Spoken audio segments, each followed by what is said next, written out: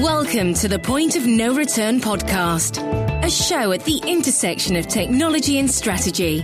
On this show, we interview industry leaders and experts to better understand how they think about strategy during this time of exponential progress. Hey guys, welcome to the Point of No Return podcast. I'm your host, Nectar. On this week's show, we spoke with Matt Fogel, founder and COO of Fuzzy.ai. Fuzzy.ai is one of these really interesting startups in the artificial intelligence space in Montreal. But before we talk about the startup, we'll give a little bit about background about Matt. Matt's worked as a designer, project manager, product manager at a bunch of different startups and agencies in his career. Prior to starting Fuzzy.ai, he was vice president of product management and strategic partnerships at Agendize. That's a startup that provides customer engagement software to over 100,000 businesses. Matt also works actively in the startup community as a mentor in product management, partnerships, marketing, and user acquisition.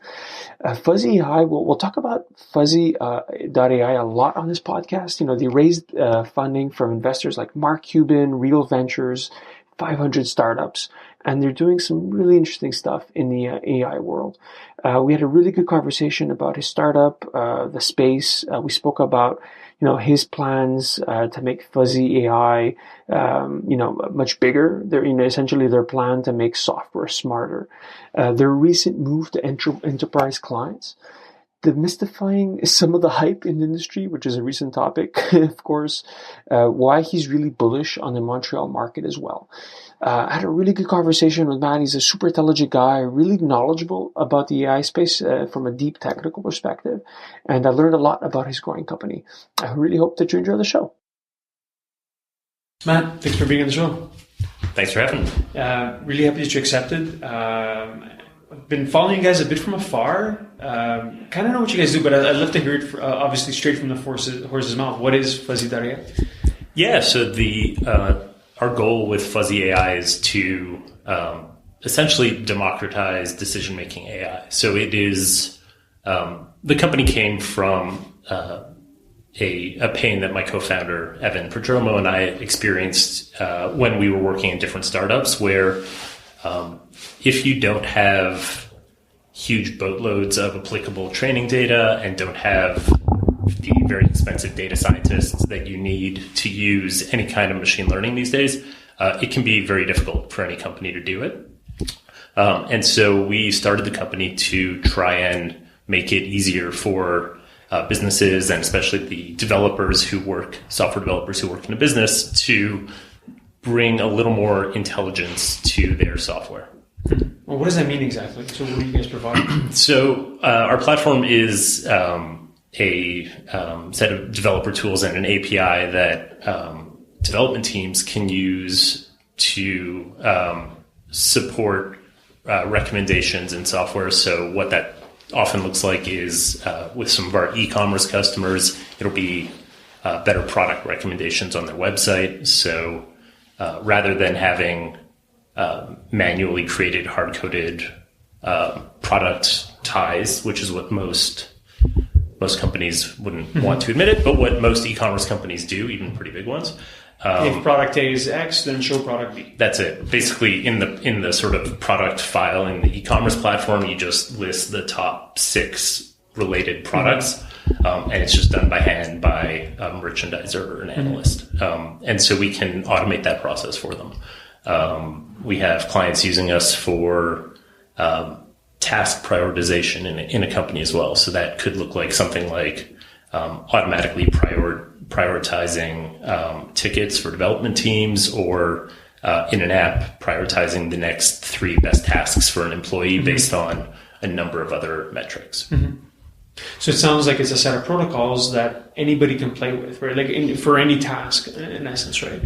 Yeah. So the there are a lot of different AI and machine learning tools out there, and those terms can be very vague. But the way most of those work is you start with some massive trove of data, you feed it through a system, and that creates what's called a machine learning model that can take in an input, and that input might be various pieces of data, or it could be, an image or something, and it produces an output of some kind. The problem for a lot of companies that are trying to solve problems where they don't have all this training data, so maybe you're launching new products on a seasonal basis, and so you don't have any way to recommend the best product because you have no past data about that, is that without that data, you just can't do that. So you end up with that sort of manual situation, or even the sort of a faked intelligence where it's just a huge, ugly if-then function that basically covers off every option and says, if this and this, then this. So the way we get around doing that, the way we make it possible for you to bring more intelligence to your software without having that training data, is we actually let you start with some logic that is not dissimilar from that if-then function. So it lets you encode your company knowledge about how this recommendation should work.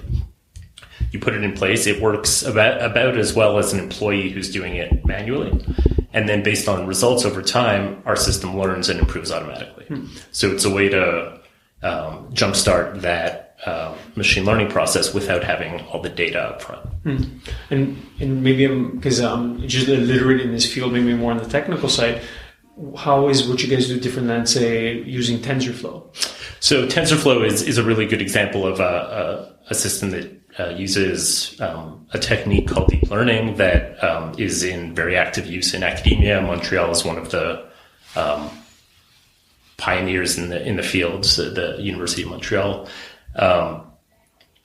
With deep learning, you need to start with a lot of data. So with a platform like TensorFlow, to train a new intelligent model, you need a huge amount of data. It's a very data-hungry process. And so in most cases, only people like the Googles and Ubers and Facebooks of the world have enough data to really be able to get some tremendous value from it. For a company that's trying to do recommendations, that's kind of challenging to amass that data over time. Okay. So like TensorFlow is not that what it's supposed to be in the sense that democratizing, the underlying algorithm. You still need to be a big company with big data sets, like a data warehouse to use it, right? Versus you guys, you're trying to be more specific use cases, right? Rather than a general application, you'll target more specific use cases, right? Like product recommendations, like you mentioned, or, rank ordering tasks inside a company. Yeah, exactly. So things like TensorFlow can be great if you're using some kind of common data. So there are shared data sets, like particularly when it comes to things like images, there are open data sets that you can feed into something like TensorFlow and then get a model that can recognize, let's say, a dog in a photograph. And that's really good for sort of generalized use cases. But if you are a retailer who has very specific recommendation pattern, that is, there isn't really applicable general data you can use for that. If you're a company that's trying to manage internal processes in a more automated and intelligent way, there just isn't historical data. Even if you've been, operating these processes for months or years, there's only so much that you could even record in that time. And so getting millions of records of historic data can be very challenging. Without maybe naming any names, what's the what's a use case, Fuzzyai today that, one of your customers is using that has generated a lot of success for them? Yeah. So we've seen a lot of use around product and content recommendations. So that's why I brought that up, because we're seeing companies that previously thought there was no way they could use any kind of AI technology to power that, and had sort of resigned themselves to doing it in some kind of manual way. And they were able to get started really quickly and get some really good intelligence out of using our platform, because given that they were already thinking of ways to do it manually, it was super quick to sit down with them and say, okay, guys, so how are you going to make it work manually? And we could just write it out on a whiteboard and encode that within our platform. And then we have a first function that works about as well as what they were going to do, and then it only continuously gets better and better over time. So if they made some assumptions that were wrong, those get filtered out in favor of the things that are more applicable. And how quick, let's say, from signature to implementation, is it? How easy is it to use your product? So I guess like anything, it depends. It is. We built the platform with the idea of it being a developer tool that a developer could sign up for, hack on for a couple days, and get something functional. We've seen some people doing that with some of our larger enterprise customers. Obviously, there are more steps to the process, and usually the longer turnaround time on those things are around approvals and testing and go no go and all of the all those types of internal processes and decisions that need to be made. We built the platform in a way where actually I have a really good example. So we built a proof of concept project for a very large potential customer of ours in a weekend that they were expecting to take somewhere on the order of weeks just to build out, because they're used to the more long-term process of getting a data scientist to sit down and build a recommendation model that works. Whereas in a weekend, we were able to hack on it it was a group of, actually it was just two of us who worked on that, and were able to build out a pretty basic, but the intelligence worked really well on that POC. And so it can be really quick. And how do you monetize the platform? At its base, it's a SaaS platform with a monthly subscription fee. So we do have some self-serve style pricing on the website where anyone can sign up, try it for free, and then just put in a credit card that starts at $50, $100 a month. And then obviously for enterprise, it goes up from there based on services required and set up and things like that. Is it just on the services? Like, how do you align the value you receive with the value you give? Like, is that a notion of like the number of data points or anything else, or is it? So it's just that the subscriptions are tiered out based on number of calls they make to the API each month. So the more they use it, the more they pay, similar to something like a Twilio or a SendGrid. Got it. Yeah, that makes a lot of sense. And we were speaking a bit before we started recording. You guys have progressed, right? So you've been around for 2 years. Raise some money. Before we get into the money part, talk about the progression of your company. Yeah, so we founded the company just over 2 years ago, and spent the first sort of period of it in real customer development mode. So we were talking with a lot of companies, doing more bespoke projects to understand. Well, to validate our assumptions about our product being, our eventual product being a solution to a real problem and not a solution in search of a problem. And from there had some good results. Once we had our MVP up and running and had some of our initial customers, we were invited to take part in the 500 Startups Accelerator in San Francisco. And so we spent 4 months living out in the Bay Area, which was great. Acquired a bunch of new customers, learned a lot, met with among the smartest folks in the world, particularly smartest folks in tech while we were out there, and that was great. When we came back, we launched the platform publicly with a vision toward this mass democratization of AI, looking at it as a self-serve platform, something that would be really good for startups of various sizes. So probably not 1 or 2 person companies, but companies that have raised a Series A or a Series B round. And that was going well, but while we were working on marketing the platform to them, we saw that there was more and more inbound interest from very large enterprise. They were looking for solutions just like ours to help them solve a certain category of problems that their data science teams didn't have good solutions for. And so we spent the last few weeks to a little over a month focusing more and more on the enterprise versus that startup audience, and that's been going really well. I think those those companies have a little more experience in general in trying to build bigger data operations and machine learning into their workflows and products.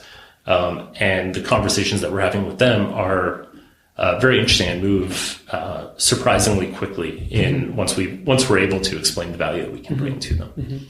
It's interesting. So like, it seems like the bigger companies just have bigger technology teams. They're a bit more mature. And are probably thinking about this a bit more, at a higher strategic level than, let's say, smaller stuff. They'll just have a little more breathing room, right? For anyone who's worked in, almost any size. Like I've had friends who work in companies that are basically household names at this point, but are still sort of considered startups, and everyone's running around like their hair's on fire all the time. They often don't yet have good processes in place for how they build new things or manage things. And so the large enterprise tends to be a little more mature and defined in how they work on certain things. And so that has its upsides and its downsides, right? Like usually with a startup, you don't go through a procurement process. Legal is, often just the founder or someone like that reading through an agreement and maybe asking a couple questions.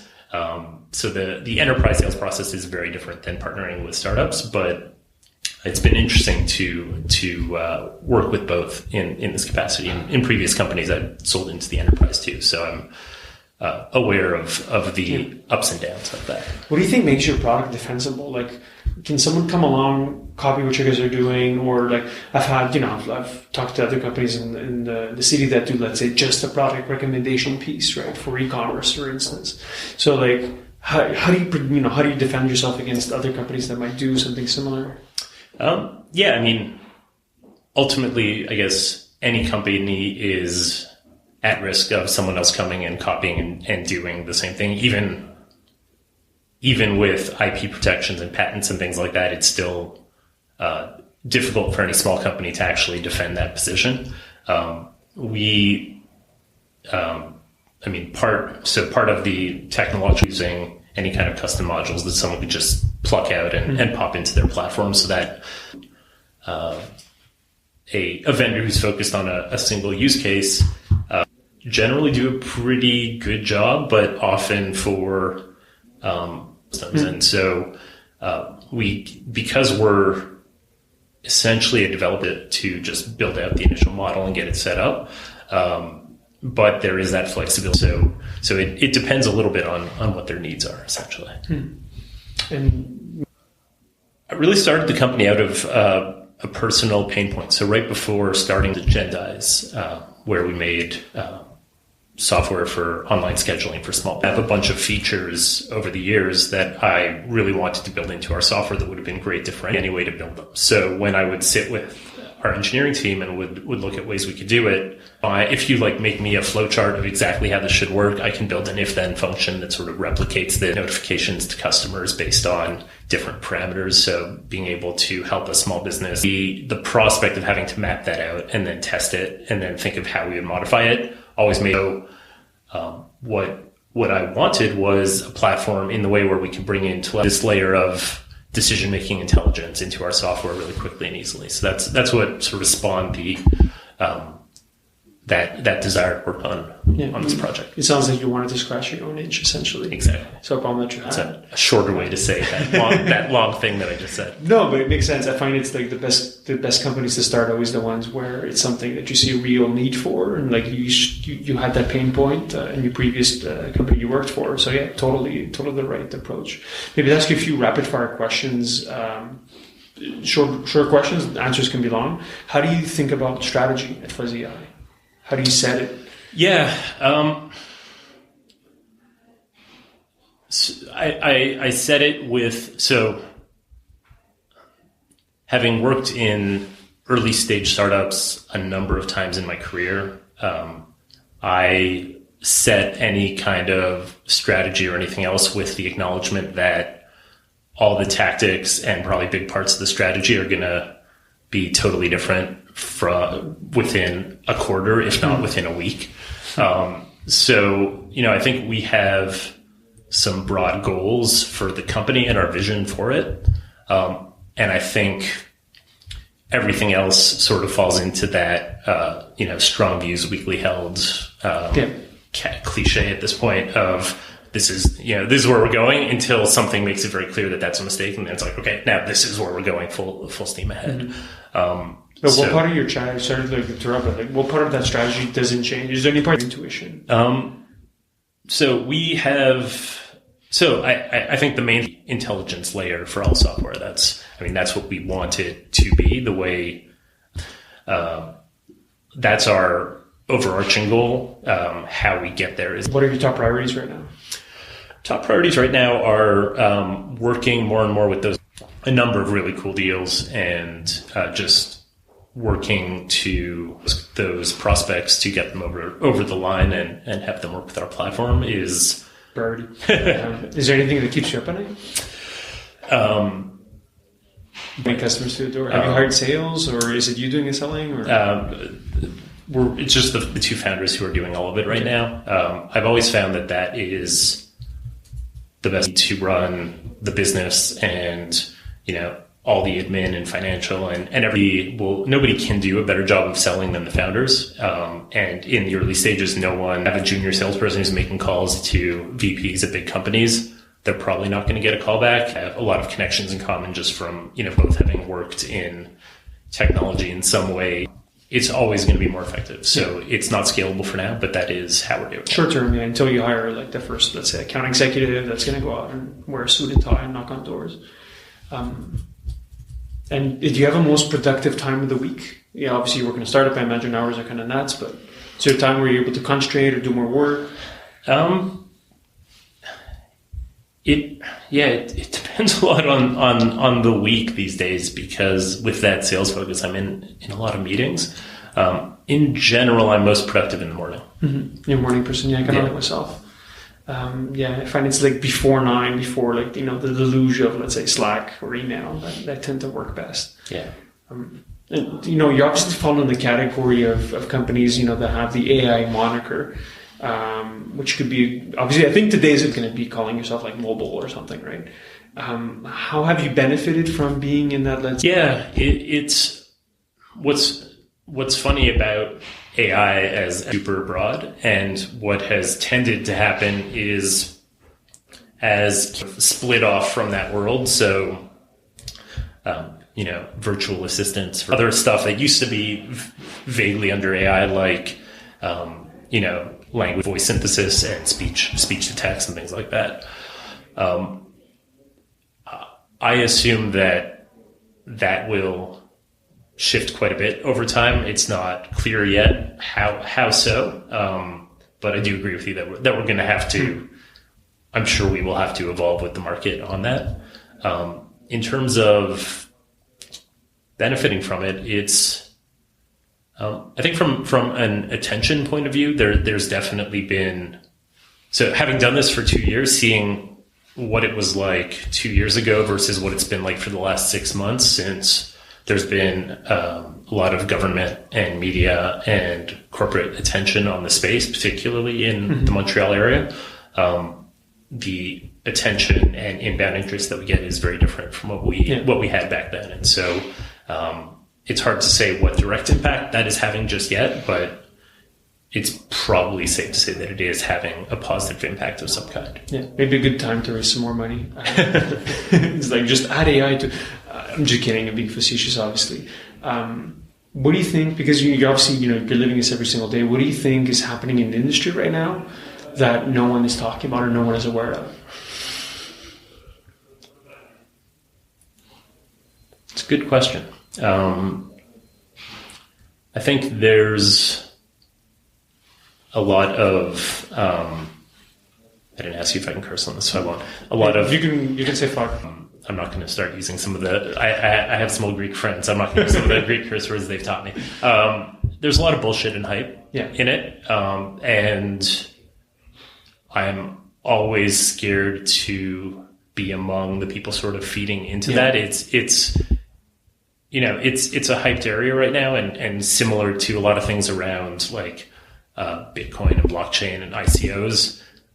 some people perceive it as a gold rush where you can just go in and lie a little bit about what you're doing and trick people into throwing money at you. Yeah. And that's the part of it that is always unfortunate when there's hype around something. It's nice to, how can I put it? In startup bubbles and things like that, you have a lot of sort of Johnny-come-latelys who come in, try and make a bunch of money, and then disappear again to some other field. I prefer it when those folks aren't in there muddying the water and confusing things. But I think in startups and in AI in particular right now, there is so much intense interest that there are a lot of people who are just in it for that without wanting to actually solve real problems or do anything of substance. And I think that's unfortunate because in the world and frankly in Montreal in particular, there are a lot of people doing some really, really interesting things. Mm-hmm. And I'm not necessarily like, obviously I think what we're doing is interesting, but I'm not saying that to try and pump myself up, but yeah. There's some really cool stuff going on. And it's a shame to me if there are people who are sort of muddying the waters for those people who are doing the really cool stuff. Mm-hmm. What's the most interesting, first off, before my next question, like 100% agree with what you're saying. I think there are a lot of people who are in it just because of the glamour appeal. And it ends up, it's disappointing. I think it's great for the industry as a whole that there's more money and more interest. Generally, but then specifically, there's a few people that shouldn't be here or maybe taking advantage of the situation. So I kind of agree with you on that one. You mentioned stuff like in the market that excites you. Is like, are any one development, like either tech or company specifically in terms of what they're doing outside of your own, obviously, that particularly excites you, that you look to?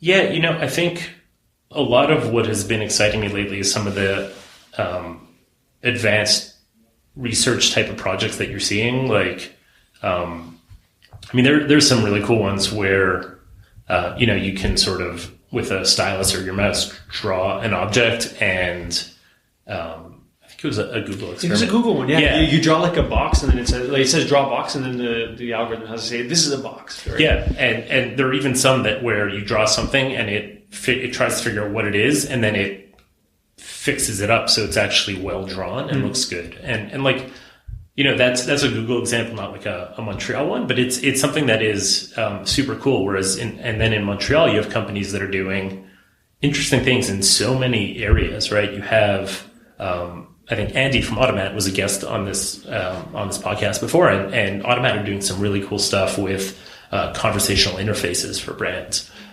Sport Logic is doing really cool stuff with computer vision to pull data for hockey teams, for example. There's just so much really interesting stuff going on, and companies that are using some of this tech in applied ways that it's just a really exciting time to be in the field. Yeah, really cool, really cool. So what's next for Fuzzy.ai? Where do you see your company going? Yeah, our my goal is that a high percentage of those big enterprise deals I'm working on close and, we go crazy with overwork for a few months until we were able to hire up to manage the load. And things just go from there. That's the goal, right? But it's a startup. So like I said earlier, that we've got this vision, but time will tell which way we go on everything. And, I think you need to try and appreciate and enjoy the path because, if you're just focused on the outcome, it ends up being a miserable process. It's a tough thing to be involved in running a startup. Yeah, it's a great way to maybe end the show, man. Maybe I'll ask one last question before we close off. What do you want people to check out? Your website or any socials? Our website is at Fuzzy.ai. You can feel free to follow me on Twitter. I'm at Matt Fogel, MattFogel. And happy to answer any questions anyone has about any of this crazy AI stuff. Cool. Matt, appreciate it, man. Thank you. Great talking to you. Thank you for listening to the Point of No Return podcast.